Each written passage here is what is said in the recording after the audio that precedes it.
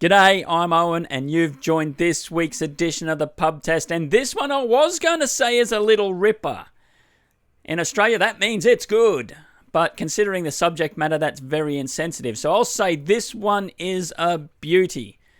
We are looking at the case of Francis Tumblety. So who was he, and how does he fit into the Jack the Ripper saga? Well, firstly, we again have to state that little is known about his exact origin. Some people say he was born in Canada. Other people assert he was born in Ireland roughly around 1833, because we don't even know that 100% sure. Now, I'm leaning towards Canada myself, only because it was somewhere in the 1840s, at least a decade after he was born, that they moved to Rochester in New York. Now, to me, that would suggest if you were born in Ireland, you would have a fairly decent Irish accent by that age. Yet most people considered this guy American. And Canadians and Americans probably don't like it, but their accent is very confused, and for some reason, which baffles me, people from North America think that British and Australian people sound the same too. So I can understand why you would think he was American, not Canadian, but I don't see how you could think he was American and not Irish. Yet it was in this area of New York where he first surfaces. And the impression people had of this bloke wasn't very high.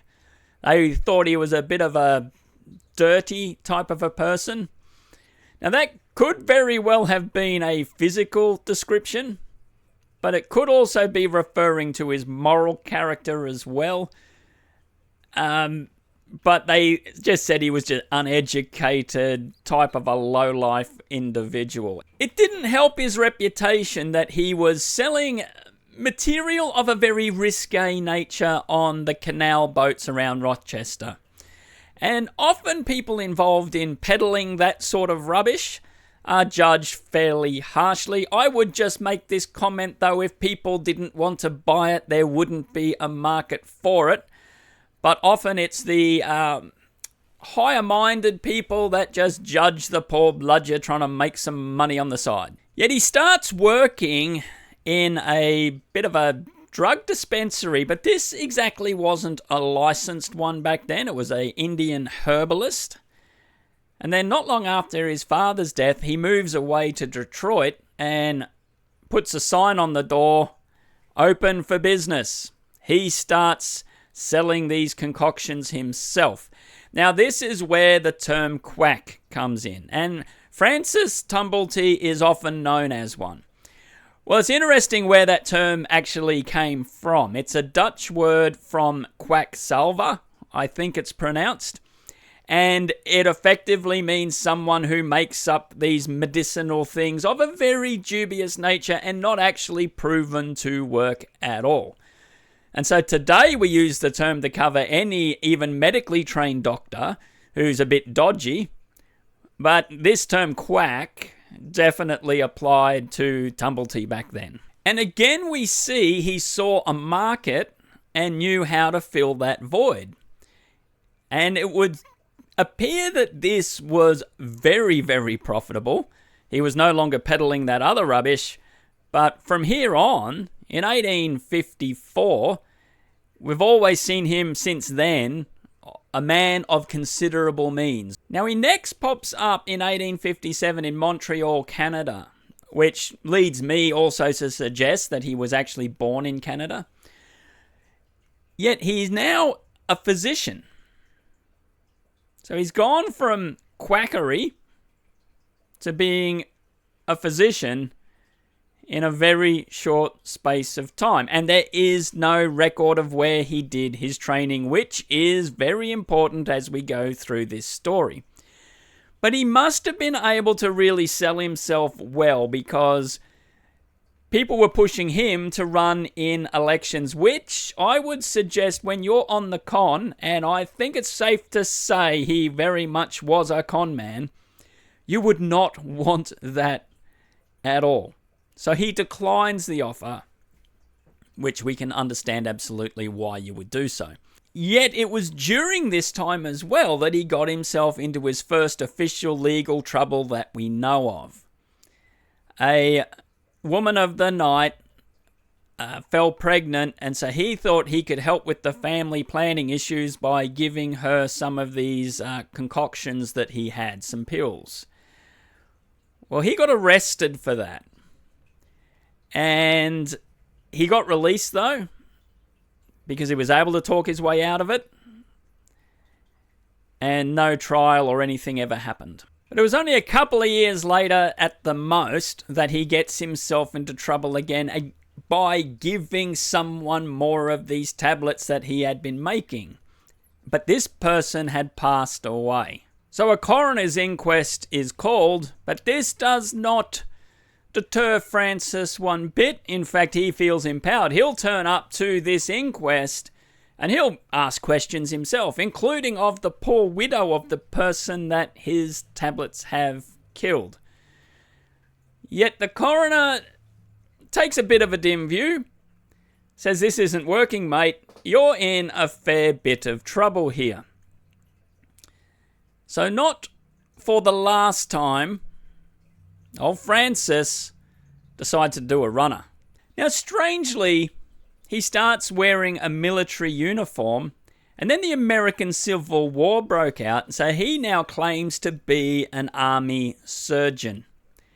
Good friends with Abraham Lincoln and some top-ranking generals as well. It was during this time that his attitude towards women became most pronounced. And this is a story with that many twists and questions that it's even hard to believe if this could possibly be true.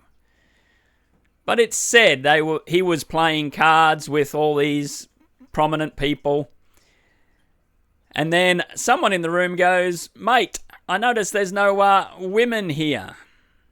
Which he then goes on a little bit of a tirade about how bad women are and effectively none of them deserve to live, which seems extreme. So later, a couple of people are talking to him more privately, probably saying, "Yeah, that was a bit of a rant. What's going on there, mate?"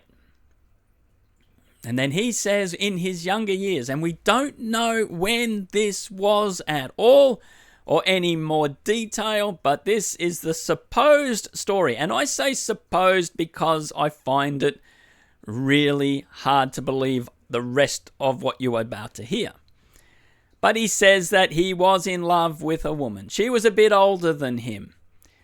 They got married, but he started noticing she was showing attention to other men. And she said, "Don't worry about it, love, it's all good." But he gets suspicious and follows her and notices she's going into like a lodging house with some other bloke. So he gets rather furious and then finds out that before they were married, that's what she did for work, and it appears this is what she was still doing for work. And so then he had this hatred for all women after these events. But it was that same night, apparently, after explaining this hatred for women and why he had that feeling, then showing a couple of these gentlemen jars in a cupboard that had some human parts in it. The insides of a human, and insides particularly of a female. And he says to them that these are the parts of all sorts of classes of women, from high class to low class. And he keeps them in a jar. Now, these stories came out later during his life when other events happened, which we haven't even got to. But if I'm at that dinner, and that first rant would probably do me about hating women, I'd be, well, is that the time? I think I've ordered my Uber, And, I don't want to leave him waiting, so out I go. See you later. Now, if I had have heard his second story, I may have felt some sympathy until I saw this other stuff he's keeping and seeming to take delight in it. And no one seemed to question, where did you get this? Because he was such a prominent surgeon, they may not have wanted to look stupid and ask, but I would suggest that question should have been asked. 1, how are you getting these things? And 2, why are you keeping them? No one asked that question. Now I say, and I've already stated, I'm not 100% sure that story is true. It is recorded, but lots of things have been put down that cannot be verified. But his cons start to catch up with him, though. Why those other events on that night at that dinner party don't is beyond me, but that's why I'm not 100% sure if they're real. But he moves to St. Louis and he gets arrested for wearing military attire and medals that he never earned. And he railed against it, saying it's only because other people in the medical industry are jealous of me. They're just throwing mud at me. So he moves, this time ending up in Missouri, and he's arrested and charged for the exact same thing, impersonating an army officer. Now, it's safe to say that during his life, he just didn't go around calling himself Francis Tumblety, because that would be a fairly recognizable name. It's not that common. So he used some aliases, and you could not write this if you wanted to, but he had an alias J.H. Blackburn. Now, when Abraham Lincoln was assassinated, there was a conspirator involved in that who was a medical doctor who had the last name Blackburn. Different initials. But remembering, Tumblety had said, I'm friends of Abraham Lincoln. He was quite open about having connections with some very prominent people. So he gets arrested as a conspirator in the assassination of Abraham Lincoln. It took him a little while, but he proved that was a misunderstanding, mistaken identity. It wasn't him, it was this other Dr. Blackburn. But then it's not over for him, because he's dodgy as all heck. So they then want to pin him for, but you used to work for them. You had some connection with it. He manages to also dispel all of that, but goes on a massive rant about he's being persecuted, he's being harassed, but he can do the only thing as a true con man can do in this situation is flee. So he leaves. Now, I understand if you throw any mud, some of it slides off the wall, but some of it sticks. So your reputation will be tarnished. Yet, if you're on the con, well, it doesn't take much to make your situation in that town untenable.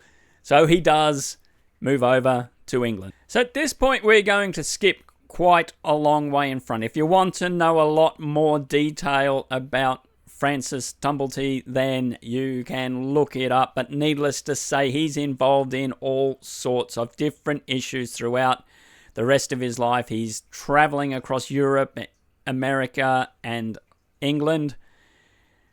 Primarily, we are going back to the time he spent in Whitechapel in 1888. Yes, he was actually there.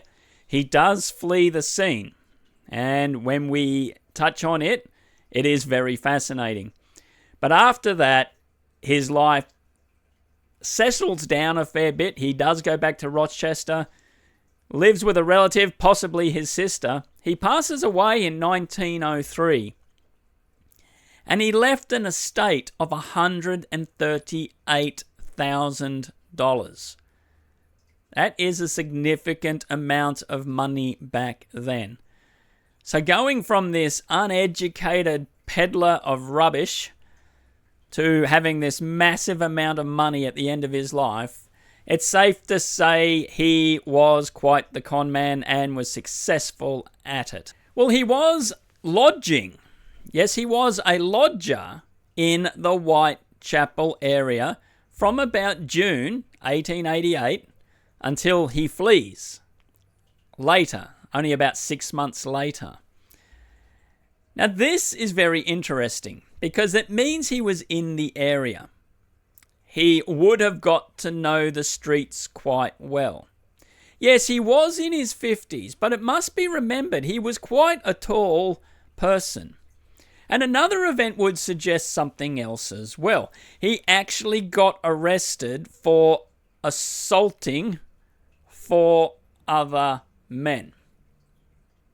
Yet, it was known that after his supposed marriage, he was totally off women, as we know.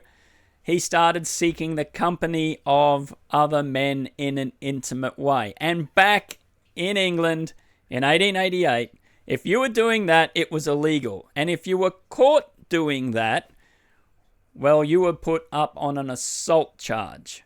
So that was the reason for the assault charges. But maybe because of his medical knowledge, maybe he shared these weird things he was collecting in jars, or perhaps because he was a foreigner.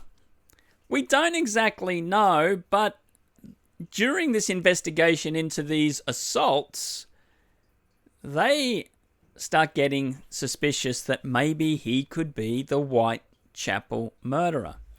Now, some say he was actually charged with that and went before the Old Bailey. That is disputed.